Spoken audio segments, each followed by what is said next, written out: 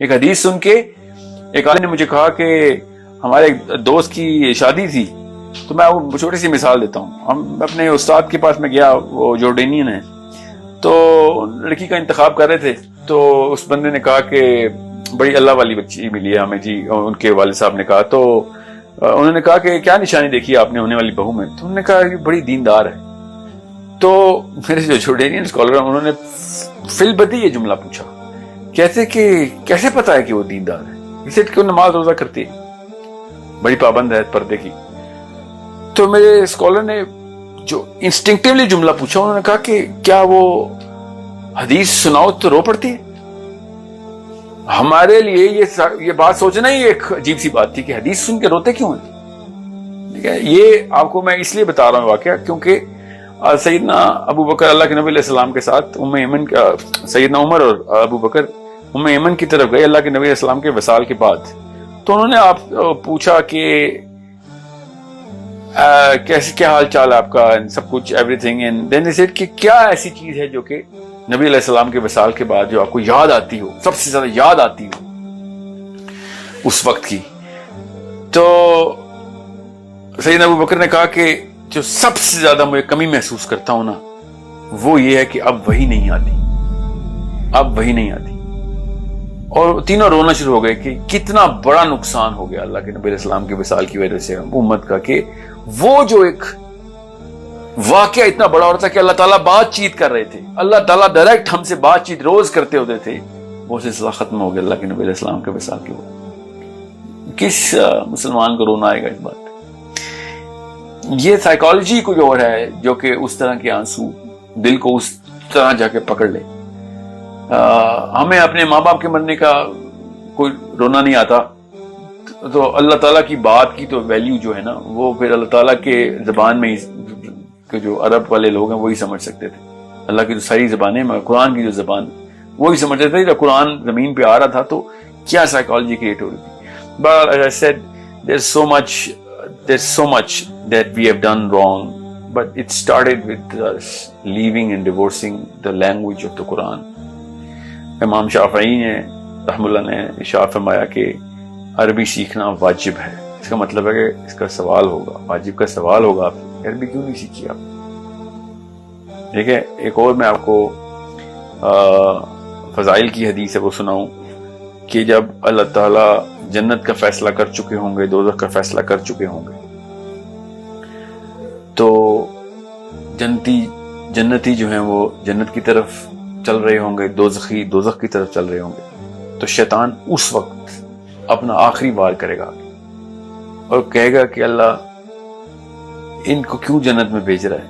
ان کی تجھے پتا ہے نا کہ انہوں نے قرآن پاک کو غلط پڑھا ہے، ان کی تجوید ہی درست نہیں تھی. یہ آخری وار ہے قرآن شیطان کا. اس کی مثال ایسی ہے کہ ایک غزوے میں وار کرائے چل رہی تھی. وار کرائے کا مطلب ہے کہ موٹیویشنل کامنٹس دیے جا رہے تھے.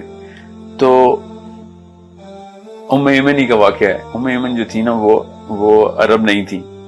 تو صحابہ جب عرب میں کوئی وار کرائے تھے، کوئی کامنٹ کرتے تھے اونچا سا ان کو موٹیویٹ کرنے کے لیے، تو وہ اس کی ریپیٹیشن ایمن بھی کرتی تھی. مگر ایمن کو عربی نہیں آتی تھی، تو وہ جو الفاظ بول رہی تھی نا، تو وہ کوئی اور کسی اور اصطلاح میں بول رہی تھی. تو 2-3 دفعہ جب انہوں نے موٹیویشن کرنے کے لیے بات کی تو اللہ کے نبی علیہ السلام نے ان کو روک دیا کہ آپ نہ کرائیں، آپ کچھ اور ہی بول رہی ہیں. سو it's such a big thing when you look at these sort of things and you understand کہ ہماری کیا اوقات کہ ہم سمجھ بھی سکیں کہ صحابہ کون تھے. اور میں جاتے جاتے ایک فرق بتا دوں ایک عام امتی اور صحابی میں، کہ ایک سچا خواب ہے جو کہ کافی لوگوں کو آیا ہے. علماء بیان کرتے ہیں اس خواب کو. ایک شخص نے آگے خواب سنایا اپنا، اور اس نے کہا کہ میں نے دیکھا کہ میں ایک جیپ میں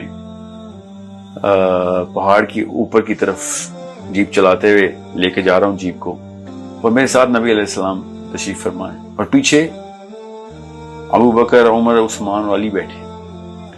مگر جیپ کی نا جو ہے وہ بریک فیل ہو گئی، تو اس جیپ اوپر جانے کی بجائے اس نے روکنے کی کوشش کی تو جیپ پیچھے کی طرف آنا شروع ہو گئی. وہ شخص کہتا ہے کہ میں پھر اسی وقت نکلا اور میں پتھر ڈھونڈنے کے لیے گیا کہ میں پتھر سے ٹائر کو نیچے پتھر رکھ دوں. وہ پتھر کہتا میں نے ڈھونڈا اور پتھر لے کے آیا اور جیپ کے ٹائر کے نیچے رکھنے لگا تو دیکھا کہ ہر ٹائر کے نیچے ایک ایک صحابی نے اپنا سر رکھا ہوا.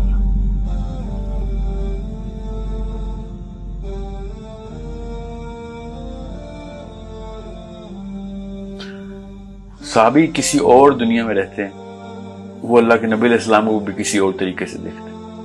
ہم لوگ کسی اور ہی دنیا میں رہتے ہیں, ہم نبی علیہ السلام کو بھی کسی اور ہی نظر سے دیکھتے ہیں.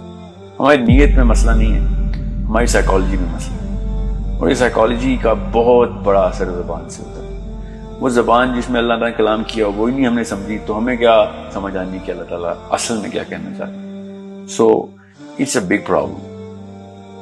It's a big problem. Instead of me putting my head under the tire of the Jeep, I'll also look for the closest stone کہ میں اپنی نیت سے تو میں بہترین عمل نہیں کر رہا ہوں اللہ کے نبی علیہ السلام کی حفاظت کا.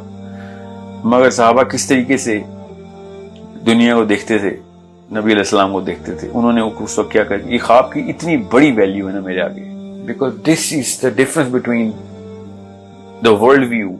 I think it's called the universal view. کائنات کو کیسے دیکھتے تھے وہ, اور یہ سچا خواب اس لیے بھی ہے کیونکہ یہ بہت کرسپ طریقے سے بتاتا ہے کہ ہمارے اور اس وقت کے صحابی میں فرق کیا تھا, اس وقت کے اسلام میں کیا فرق تھا اور آج کل کے اسلام میں کیا فرق ہے. سو انڈرسٹینڈ ہاؤ بگ دس بک, اللہ نے جو کتاب ہمیں دے دی ہے اس کو سمجھیے اور اس کا اندازہ لگانے کی کوشش کریں.